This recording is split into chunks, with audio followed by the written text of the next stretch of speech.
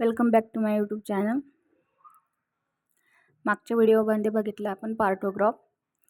आज पार्टोग्राफचे डोके पार्टोग्राफ 2 गर्भाशयाच्या डोक्याची कूळ योनी तपासणी. आता कूळ योनी तपासणी म्हणजेच काय? गर्भाशयाच्या डोक्याची कूळ योनी तपासणी करण्यापूर्वी डोके खाली उतरते. आता गर्भाशयाची तपासणी करताना बाळाचे डोके नेहमी हे खालच्या दिशेने उतरते. पोटाच्या टेन्शनबद्दल चुकीचा निर्णय घेऊ देऊ शकते. ओटीपोटात घडघडून गर्भाशयाच्या डोक्याची पातळी कानाच्या वरच्या 5व्या प्रमाणाने व्यक्त केली जाते. गर्भाशयाचे आकुंचन. आता गर्भाशयाचे आकुंचन कशा पद्धतीने? ग्रीवाच्या विस्ताराच्या खाली गर्भाशयाचे आकुंचन प्रति 10 मिनिट रेकॉर्ड करण्यासाठी एक जागा आहे. स्केल 1 ते 5 कित आहे. प्रत्येक वर्ग एक आकुंचन दर्शवतो. म्हणून जर 10 मिनिटात दोन आकुंचन जाणवले तर 2 चौकोनात छायांकित होतात. आकुंचन कालावधी डॉट्स. आता डॉट्स या पद्धतीने 2 आकुंचन जाणवतात. The contraction less than two 20 seconds. Diagonal lens contraction lasting between 24 to seconds. शुलेट शड्डम. Contraction more than 40 second. गर्भाची स्थिती. जर डॉट्स पद्धतीने असेल तर ती 20 सेकंद जाणवल्या जाते आणि अशा लाईनिंगद्वारे म्हणजे 20 ते 40 सेकंद आणि पूर्ण भागलेला जो डब्बा असतं कलर तिथं 40 सेकंद. अशा प्रकारे पार्टोग्राफमध्ये याची नोंदणी केल्या जाते. गर्भाची स्थिती. आता हृदयाची गती ओळखण्याची तपशिलाच्या अगदी खाली गर्भाच्या हृदय गतीची नोंद आहे.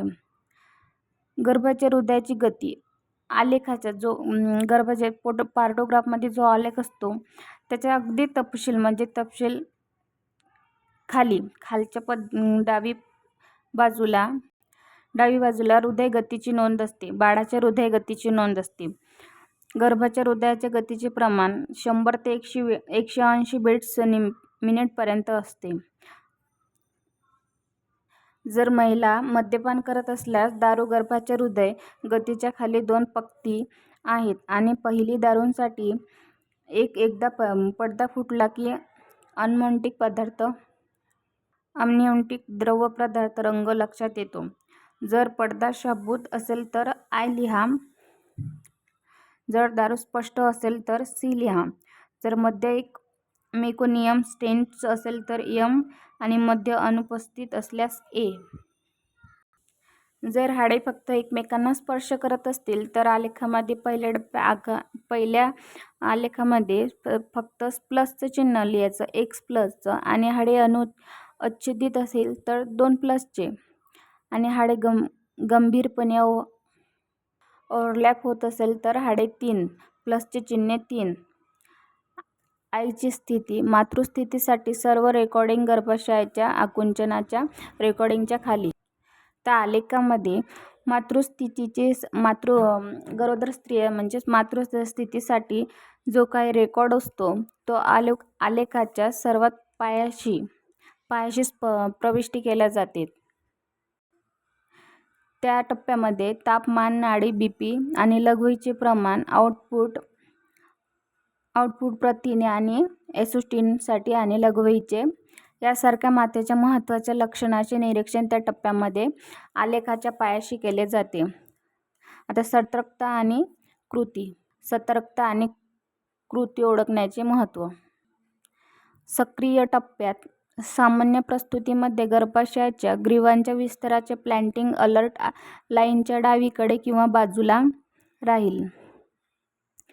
जर ते अलर्ट लाईनच्या उजवीकडे सरकले तर प्रसूती दीर्घकाळ होऊ शकते. या परिस्थितीत आपत्कालीन हस्तक्षेपाची सुविधा उपलब्ध नसल्यास रुग्णालयामध्ये स्थलांतरित करावं लागते. हस्तक्षेपामुळे ती ॲक्शन लाईनपर्यंत पोहोचण्यापर्यंत मूल्यांकन किंवा हस्तक्षेपासाठी पुरेसा वेळ देत नाही. ॲक्शन लहान अलर्ट लाईनच्या उजवीकडे 4 तास आवश्यक कारवाई करा. प्रस्तुती आपत्कालीन परिस्थिती हाताळण्यासाठी सुविधा उपलब्ध असलेल्या ठिकाणी कारवाई करावी लागते. ही सर्व माहिती तुम्हाला प्रॅक्टिकलचं ज्यावेळेस तुम्हाला बुक भेटते त्यावेळेस ही सर्व पार्टोग्राफची माहिती तुम्हाला त्या प्रॅक्टिकल बुकमध्ये लिहावं लागते आणि महत्त्वाची माहिती आहे तशी. पार्टोग्राफ हा कम्युनिटी हेल्थमध्ये तयार करावाच लागतो. गरोदर स्त्रियांना भेट द्यावीच लागते. त्याच्यासाठी पार्टोग्राफ समजणे गरजेचे ठरते. व्हिडिओ आवडल्यास लाईक करा. थँक्यू.